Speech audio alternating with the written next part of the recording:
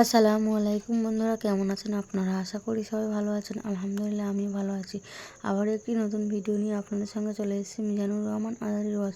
আপনারা যারা যারা মিজানুর রহমান আজারির ওয়াজ শুনতে ভালোবাসেন তারা ফুল ভিডিওটি দেখতে থাকেন, আশা করি ভালো লাগবে।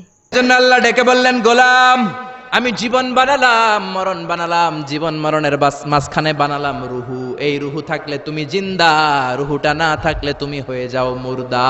এই যে মিজানুর রহমান আজারি কথা বলতেছে, হাসে, হাত নাড়ে, কথা বলে, কারণ রুহু আছে। এই রুহুটা বের হয়ে গেলে লাশ হয়ে পড়ে যেতে হবে। চিল্লায় বলেন ঠিক কিনা?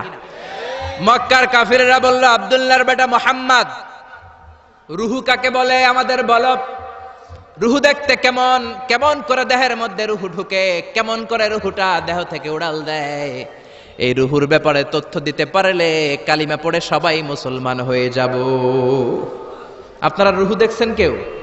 আপনার দাদা যে মারা গেল, বাবা যে মারা গেল, রুহুটা যে উড়াল দিল, দেখছেন? কালার কেমন, সাইজ কতটুকু, ওজন কতটুকু, দেখতে কেমন? আমরা কেউ রুহু দেখেছি? চিল্লায় বলেন দেখেছি। বিশ্বনবীরে বলা হলো, আব্দুল্লাহর বেটা মুহাম্মদ, রুহু কারে বলে যদি বলতে পারো কালিমা পড়বো। বিশ্বনবী বলতে পারে না, কারণ বিশ্বনবী মন গড়া কোনো কথা বলেন না।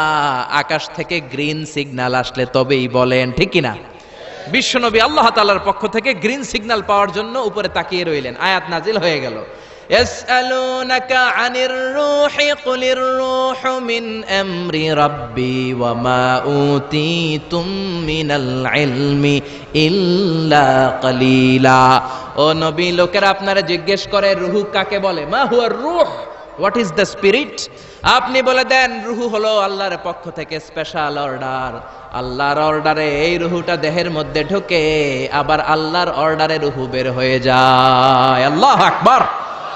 এই রুহুটা মানুষের দেহে ঢুকে কার অর্ডারে, আবার বের হয়ে যাবে কার অর্ডারে? পৃথিবীর যত বিজ্ঞানীরা আছে সবাই মিলেও কি একটা রুহু বানাতে পারবে? জোরে বলেন না, রুহু বানাতে পারবে?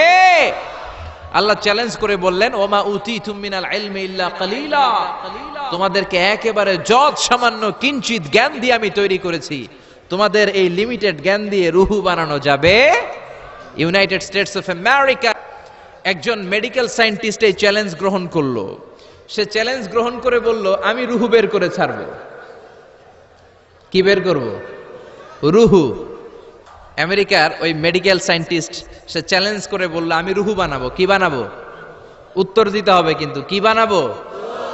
রুহু বানাবো। কেমন করে রুহু বের হয় এটা আবিষ্কার করে আমি নোবেল প্রাইজ জিতবো, নোবেল লরেট হব। 7 বছর সে গবেষণা করলো মুমূর্ষু রোগীদের নিয়ে। মুমূর্ষু রোগী নিয়ে বসে থাকে, কখন রুহুটা বের হবে, রুহু ধরার জন্য বসে থাকে। কিন্তু 7 বছরে হাজার হাজার মুমূর্ষু রোগীর দেহ থেকে রুহু উড়াল দিছে, কিন্তু রুহু ধরতে পারে নাই। সুবহানাল্লাহ কইবেন না? আচ্ছা, এইবার তার মাথায় একটা চিন্তা আসলো, না এই পন্থায় হাঁটলে তো হবে না, আমি একটা কাজ করি। বুলেট প্রুফের গ্লাস দিয়ে একটা ছোট্ট গ্লাসের রুম বানাই, ওই গ্লাসের ভেতরে মুমূর্ষু রোগী ঢুকায় দিব। বুলেট প্রুফ চিনেন তো? মানে গুলি মারলেও গুলি ঢুকবে না। আমাদের মাননীয় প্রধানমন্ত্রী, রাষ্ট্রপতি মহোদয়, ওনারা যে গাড়িগুলো চালায় এগুলো কিন্তু বুলেট প্রুফ, জানেন? গুলি মারলে গুলি ঢুকে না। তো উনি বুলেট প্রুফ গ্লাস দিয়ে, টেম্পার্ড গ্লাস দিয়ে ছোট্ট একটা রুম বানালেন, কাচের গ্লাস। উনি মনে মনে ভাবলেন, মুমূর্ষু রোগী যদি এই কাচের গ্লাসের ভেতরে ঢুকাই, যেহেতু বুলেট প্রুফ, কিছু ঢুকেও না, বাইরে হয় না, রুহু বাইরেবো কেমনে দেখি। তো কাচের গ্লাস বানিয়ে তার টিমের সবাইকে বলল, আইসিইউ থেকে একটা মুমূর্ষু রোগীকে ধরে আনো, আজকে আমি রুহু ধরে ছাড়ুম।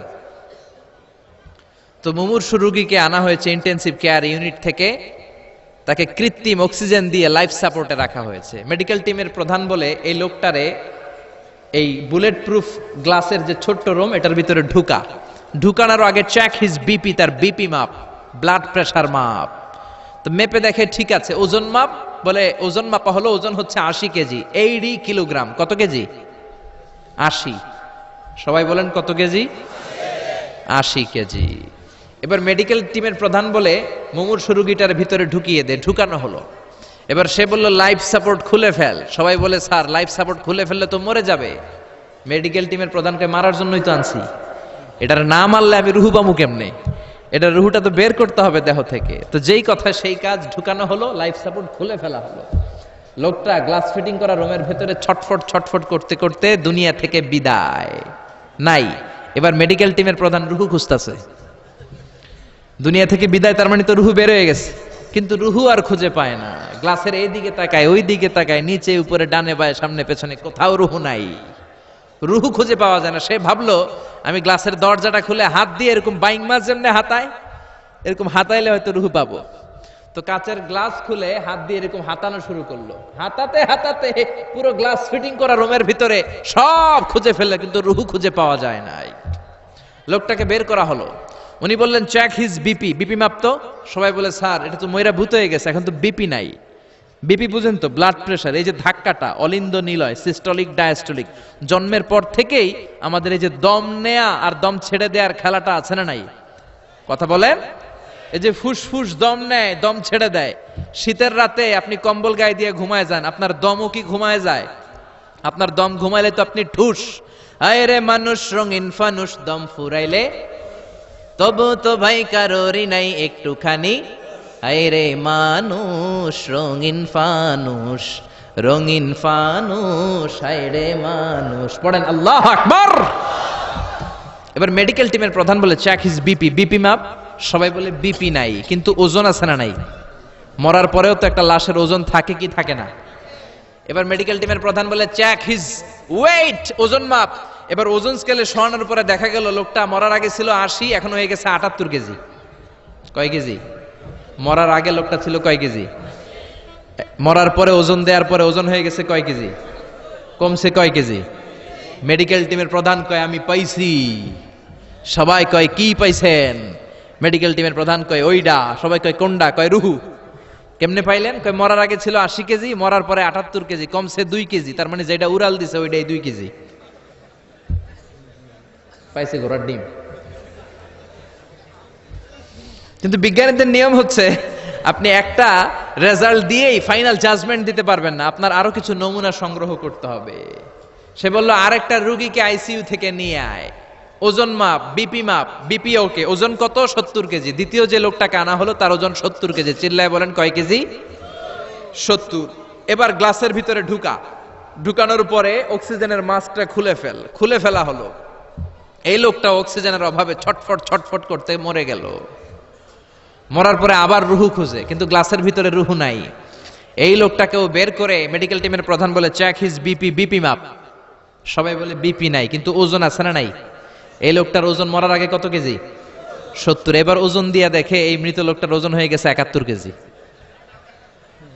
কয় কেজি? আগেরটা তো কম ছিল, মিলানো গেছে। এবার যাবি কই?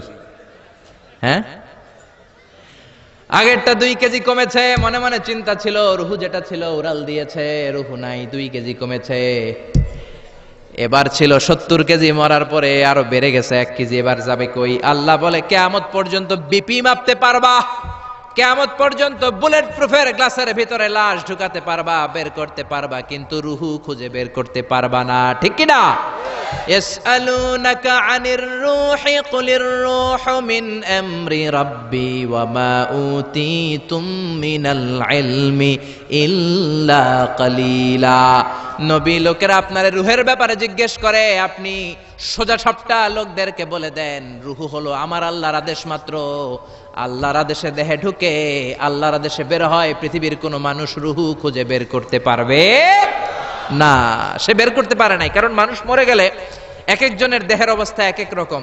কারো হাতটা টাইট হয়ে যায়, খিচুনি দিয়ে দেহের সবকিছু জমাট বেঁধে যায়, ওজন কিছু বেড়ে যায়। আবার কারো দেহটা ফেসফেসে হয়ে যায়, দেহের পেটের ভেতরে যত গ্যাস ছিল এগুলো বের হয়ে দেহটা পাতলা হয়ে যায়। পাতলা হোক আর ভারী হোক, ওইটা মেজারমেন্ট করে রুহু খুঁজে বের করা যায় না। চিল্লায় বলেন ঠিক কিনা? ভিডিওটি ভালো লাগলে একটি লাইক, কমেন্ট ও শেয়ার করে পাশে থাকবেন বন্ধুরা। যারা যারা শেষ পর্যন্ত ভিডিওটি দেখেছেন তাদের জন্য অনেক অনেক ভালোবাসা থাকলো বন্ধুরা। আর নতুন নতুন ভিডিও পেতে চ্যানেলটিকে সাবস্ক্রাইব করে পাশে থাকবেন বন্ধুরা। ভালো থাকবেন, ধন্যবাদ।